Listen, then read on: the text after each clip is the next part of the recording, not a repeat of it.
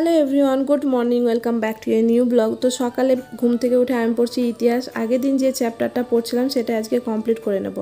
তো জিকেটা আমি যেভাবে মনে রাখছি সেটা হচ্ছে জিকে থেকে প্রত্যেক দিন জিকেটা প্র্যাকটিস করতে হবে, যে কোনো একটা সাবজেক্ট নিয়ে পড়তে হবে। যেটা পড়লাম সেটা খাতায় লিখতে হবে, যাতে মাথায় যেটা থাকবে সেটা খাতায় যেন লিখতে পারি। আর যে চ্যাপ্টারটা পড়ছি সেখান থেকে কোয়েশ্চেন করতে হবে, কোয়েশ্চেন সলভ করলে আপনি মনে থেকে যাবে। আর রিভিশনটা ইম্পর্ট্যান্ট, আগে যেগুলো পড়ছি সেগুলো কিন্তু রিভিশন করতে হবে। তো এইভাবে আমি পদ্ধতি মেনটেন করে পড়া করছি, তোমরাও করতে পারো।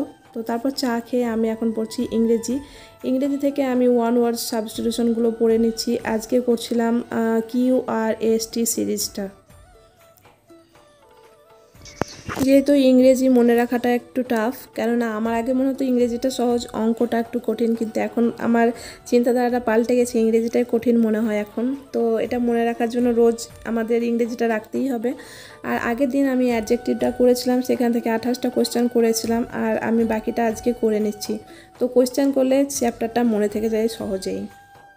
আমার এখন একটু ইংরেজি যখন মক টেস্ট দিচ্ছি, আমার প্রবলেম হচ্ছে একটু ওয়ান ওয়ার্ড সাবস্টিটিউশন আর সিনোনিম অ্যান্টোনিম। তো তার জন্য আমি এই দিকটা একটু বেশি ফোকাস করেছি, কেননা আমার প্যাসেজ থেকে যদি আসে সেখান থেকে একটু ইজি মনে হচ্ছে। তো এগুলোকে এখন আমি কোনো কনসেপ্ট ক্লিয়ার করার পর কোয়েশ্চেনগুলো সলভ করছি, তাহলে সেটা আমার পুরোপুরি মাথায় থেকে যাচ্ছে। তো ইংরেজিটা করে নেওয়ার পর আমি এখন করলাম ডিনার, আর তারপরে কারেন্ট অ্যাফেয়ার্সের যেগুলো আগে লিখেছিলাম খাতায় সেগুলোই আমি এখন রিভিশন দিয়ে নিচ্ছি, নাহলে কিন্তু ভুলে যাব। তো আজকের ভিডিওটা যদি তোমাদের ইউজফুল বলে মনে হয় তো প্লিজ সাবস্ক্রাইব করে দিও। বাই।